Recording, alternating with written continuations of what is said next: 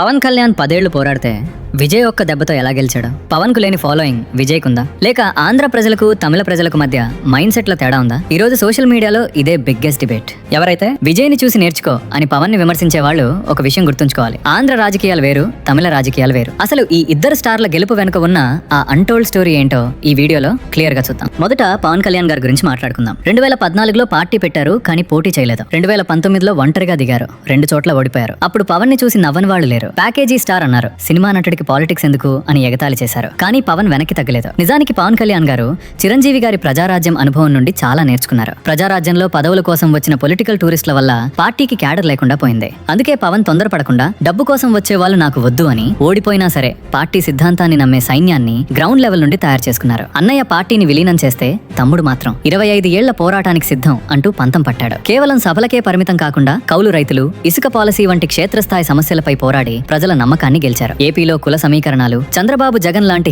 హేమీల మధ్య పవన్ నిలబడటమే ఒక అద్భుతం. ఆయనకి పవర్ కంటే నేను ఒక సీరియస్ పొలిటీషియన్ ని అని నిరూపించుకోవడానికే 10 ఏళ్లు పట్టింది. అది ఆయన పట్టుదల. ఇంకా విజయ్ గారి గెలుపు గురించి మాట్లాడుకుంటే, ఏపీలో పవన్ ఎదురీ తీదితే తమిళనాడులో విజయ్ కి ఒక అద్భుతమైన అవకాశం దొరికింది. అదేంటో తెలుసా? అక్కడ జయలలిత, కరుణానిధి లాంటి భారీ వృక్షాలు కూలిపోవడంతో పొలిటికల్ వాక్యూమ్ క్రియేట్ అయింది. రజనీకాంత్ గారు రాలేకపోయారు, ఎందుకంటే ఆయన రావాలా వద్దా అనే సందిగ్ధంలోనే 10 ఏళ్లు గడిపారు. కమల్ హాసన్ గారు గెలవలేకపోయారు, ఎందుకంటే ఆయన పాలిటిక్స్ కేవలం సిటీలకే పరిమితమయ్యాయి. కానీ విజయ్ చాలా స్మార్ట్ గా మూవ్ అయ్యాడు. రజనీ లాగా ఆలోచిస్తూ కూర్చోలేదు, కమల్ లాగా కేవలం క్లాస్ పాలిటిక్స్ చేయలేదు. తన కెరీర్ పీక్ స్టేజ్ లో ఉన్నప్పుడే సినిమాలకు గుడ్ బై చెప్పి అటు క్లాస్ అటు మాస్ ఓటర్లని పర్ఫెక్ట్ గా కనెక్ట్ చేశాడు. విజయ్ కి పవన్ లాగా దశాబ్దాల తరబడి పోరాడాల్సిన అవసరం రాలేదు, ఎందుకంటే ప్రత్యర్థులు అక్కడ బలహీనపడ్డారు. పరిస్థితులు ఆయనకు తలుపు తీశాయి, కానీ ఆ తలుపు దాటి లోపలికి వెళ్లి సామ్రాజ్యాన్ని నిర్మించుకోవడంలో విజయ్ 100% సక్సెస్ అయ్యాడు. అసలు తేడా ఎక్కడుందో తెలుసా? తమిళనాడులో సినిమా స్టార్లని దైవాలుగా చూస్తారు, అందుకే విజయ్ కి దారి సులభమైంది. కానీ ఆంధ్రప్రదేశ్ లో ప్రజలు నటులని ప్రేమిస్తారు, కానీ ఓటు వేసేటప్పుడు మాత్రం లెక్కలు వేస్తారు. అందుకే విజయ్ ప్రభంజనం ఒక సంచలనం అయితే,